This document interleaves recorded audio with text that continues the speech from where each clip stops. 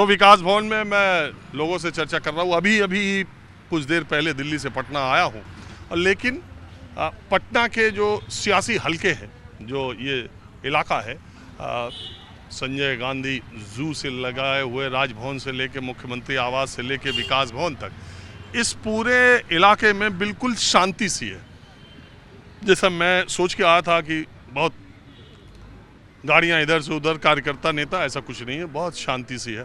कुछ लोग यहाँ पर हैं, चर्चा करते हैं। आप क्या करते हैं? सर, मेरा नाम आनंद कुमार हुआ। मैं सरकारी सेवक हूँ सर, और इस नाते मैं कोई राजनीतिक बयानबाजी नहीं करूँगा, किंतु एक बिहार के नागरिक होने के नाते मेरी भी कुछ भावनाएं हैं और मन भावुक है सर, गला रुंधा हुआ है। हमारे गार्जियन आज चीफ मिनिस्टर के पद से इस्तीफा दे दिए सर। दिए नहीं है, मतलब हाँ, छोड़ने जा रहे हैं, इसलिए बहुत भावुक मन है। चूँकि मैं एक नागरिक के नाते कह रहा हूँ सर, ये आखिरी समाजवादी, आखिरी जयप्रकाश नारायण के फॉलोअर, आखिरी चंद लोहियावादी, इन्होंने सर 2 लाइनों में इतना ही कहूँगा कि बिहार के वो उस रास्ते से निकाल कर आज हर गांव में रोड, सड़क, बिजली, हर पंचायत में +2 शिक्षक, बेटियों की शिक्षा। और सर, हमारा बिहार उस दौर में सबसे ज़्यादा नक्सलवाद से जूझ रहा था। मैं जिस इलाके से आता हूँ, उस इलाके में 6 इंच छोट का नारा चला करता था सर। दिन दहाड़े सर हत्याएं हो जाती थी सर, और बहुत सारी समस्याएं थीं। इन्होंने सब अपने बूते पर गरीब रुग्ण बिहार को आगे बढ़ाया है। और एक शिक्षक के नाते सर, इन्होंने 6 लाख परिवारों की रोजी रोटी दी, और शिक्षा को ही नहीं, हर क्षेत्र को दुरुस्त किया। कुछ कहने की स्थिति में नहीं हूँ सर। और ये आखिरी समाजवादी नेता, आखिरी समाजवाद, बिहार से समाजवाद का अंत होने जा रहा है। न हिंदू, न मुसलमान, न कम्युनल, न राइट, न झगड़े। इनके काल में एक भी राइट नहीं हुए सर। न हिंदू हुआ, न मुसलमान, न जात, न पात, न भय, न भ्रष्टाचार। अभी एक साहब कह रहे थे कि बिहार का जो अगला मुख्यमंत्री हो, वो कह रहे थे योगी जी की तरह हो। मैंने कहा नीतीश जी की तरह अगला मुख्यमंत्री आप चाहते हैं या योगी जी? वो कह रहे हैं योगी जी भाजपा के लग रहे थे। सर, मैं एक शिक्षक हूँ, मैं बार बार कह रहा हूँ, मैं सरकारी सेवक हूँ, मैं राजनीतिक बयानबाजी नहीं शिक्षक करूँगा। तो सब राजनीति करते हैं। मैं राजनीतिक बयानबाजी नहीं करूँगा सर, मुझे राजनीति से लेना देना नहीं। मेरे गार्जियन, मेरा समाज, मेरा शिक्षित समाज की कल्पना, मेरे शिक्षित परिवार की कल्पना, मेरा विकासात्मक बिहार की कल्पना आज मेरे गार्जियन नीतीश कुमार जी के साथ जा रहा है। इससे ज़्यादा और कुछ नहीं कर सकता। एक बहुत बड़ी आबादी है बिहार में जिसका भावनात्मक लगाव नीतीश कुमार से है। निश्चित तौर पर नीतीश कुमार की इतनी लंबी राजनीतिक पारी बिहार के संदर्भ में ऐसे उसका अंत होगा, उनकी सेहत या जो कुछ भी फैसला लिया गया, इसकी कल्पना शायद किसी ने नहीं की होगी। तो आप कुछ कहना चाहते हैं? मैं यही कहना चाहूँगा कि जो नीतीश कुमार विपक्ष की ओर से पीएम के उम्मीदवार थे, वो इतनी आसानी से मुख्यमंत्री का पद छीन लेना, ये तो अकल्पनीय है, अविश्वसनीय है। बस जिनसे जो पीएम उम्मीदवार थे विपक्ष की ओर से, किसी कारणवश फिर उसमें चल जाना आ जाना अलग चीज़ है, लेकिन अगर मोदी जी के कोई काट थे तो नीतीश कुमार थे। आज भी लेकिन बात क्या, देखिए मैं बार बार ये क्लियर कर दूं, उन्होंने औपचारिक तौर पर, अधिकृत तौर पर बयान ये दिया कि उनकी इच्छा थी राज्यसभा जाने की, क्योंकि लोकसभा में, राज्य विधानसभा, विधान परिषद में ये वो उन्होंने लिखा। लेकिन दबी जुबान सारे लोग ये मानते हैं कि उनकी सेहत एनडीए के लिए और यहाँ के उनकी सेहत को देखते हुए ये फैसला लिया गया कि उनके लिए एक इज्जतदार एग्जिट यही है।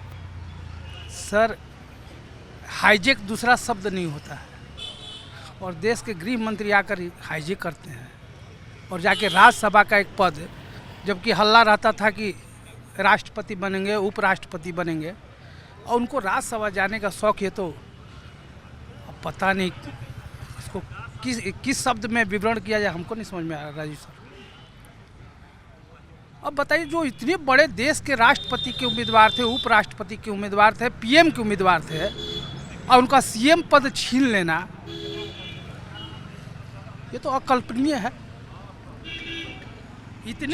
इतने भी जो आज से नहीं, मान लीजिए मानसिक बीमार थे तो आज से बीमार थे।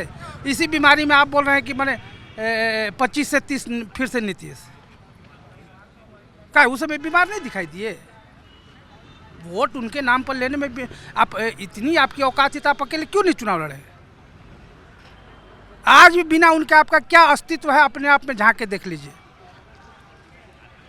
तो इस घटना के बाद आप आगे क्या देखते हैं? जैसे बहुत लोग कह रहे हैं कि जेडीयू दो फाड़ हो सकती है, हालांकि सत्ता में बड़ी ताकत होती है। खैर बहुत ईमानदार नेता रहे, सब पर विश्वास किए, सब धोखा दिए लोग। हमको नहीं लगता है कि इतना विश्वासी कोई नेता होंगे।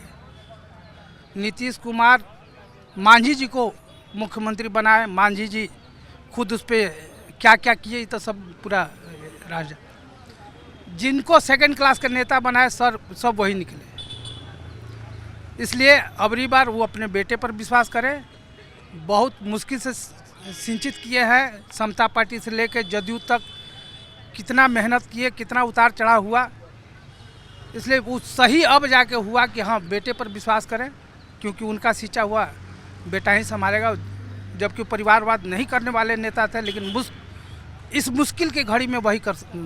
आप ये मानते हैं कि निशांत कुमार का राजनीति में आना बिल्कुल तय हो गया है और वो उनको लाया जाएगा, क्योंकि नीतीश कुमार का जो वोट है, नीतीश को और जो पार्टी है वो तभी जिंदा रह सकती है जबकि निशांत उसमें एक्टिव रहे, नहीं तो पार्टी पता नहीं रहे न रहे। ऐसा है ना? हाँ बिल्कुल मानते हैं, बिल्कुल मानते हैं। इसमें नीतीश कुमार को अगर पता नहीं अंदर क्या चल रहा है कलकत्ता को, हम लोग को क्या मालूम है, लेकिन बिहार को बैलेंस करने के लिए निशांत की ज़रूरत है। नीतीश कुमार ऐसे तो मान लीजिए गठबंधन हो रहा है, चुनाव हार जीत हो रहा है, लेकिन नीतीश कुमार जितना बीजेपी से लड़े हैं, जितना आरजेडी से लड़े हैं, उतना ही बीजेपी से भी लड़े हैं 21 साल तक।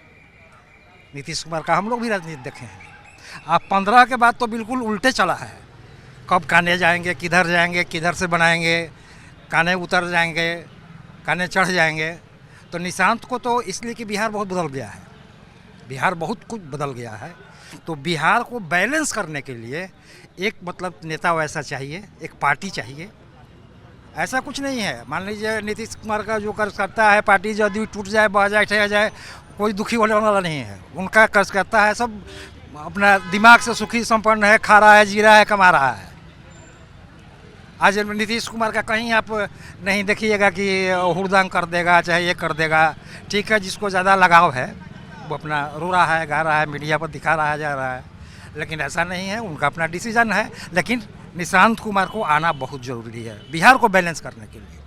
बिहार ना बीजेपी से बैलेंस होगा ना आरजेडी से होगा। आप भी देख रहे होंगे 21 साल से बिहार को। अगर यही 21 साल बिहार, आप यूपी को देख रहे हैं, आप तो खुद यूपी के बलिया के रहने वाले हैं। हाँ, आप बलिया देखिए, हाँ, तो एकदम आना चाहिए उनको। नहीं, लेकिन आप जो बात कर रहे हैं कि निशांत कुमार बैलेंस करने के लिए आना चाहिए, आप नहीं मानते कि जैसे महाराष्ट्र में बीजेपी वहां पहुंच गई कि अब उसे किसी की जरूरत नहीं है, बिहार में भी बीजेपी अब वहां पहुंच गई है कि वो अकेले सरकार बना लेगी अब किसी। देखिए सर, बीजेपी के पास सब कुछ है। उसको मान लीजिए चुनाव तो ठीक है, सिस्टम है, अपना लड़ना है, हार दिखाना है। चुनाव थोड़े हो रहा है, चुनाव जो हो रहा है वो थोड़े हकीकत में मतलब इसे कि हो रहा है, ऐसे हो रहा है कि कभी इंदिरा गांधी का, राजीव गांधी का चुनाव होता था, वोट पड़ रहा है किसी और का, जीत रहा है कोई और। बताइए, हम लोग उस क्षेत्र से छोटे छोटे थे, तपेश्वर बाबू हम लोग का MP हुआ करते थे, तपेश्वर सिंह। वोट मिल रहा है दूसरे को, उनका अनाउंसमेंट हो रहा है, तब तपेश्वर बाबू जीत गए। एक बार राम अवधेश बाबू जीते हुए थे, वो बोले कि हे राम अवधेश, तू तो मर जाएगा कोटे कचहरी करते करते, कुछ ले लो, जाओ तो जीवन यापन करो यार, हमारा से क्या टकरा रहे हो। यही है, निशांत को आना चाहिए, बिल्कुल आना चाहिए, और उससे बिहार बैलेंस रहेगा। युवा में जोश आएगा। ठीक है नीतीश जी, मान लीजिए बहुत किए, अब बीमारी। आप लोगों ने बात की, इसका बहुत शुक्रिया। माहौल क्या है में बस आज इतना ही। अगले एपिसोड में फिर किसी दूसरे मसले पर हाजिर होंगे। कैमरामैन उमेश सिंह के साथ राजीव रंजन, News 24 पटना।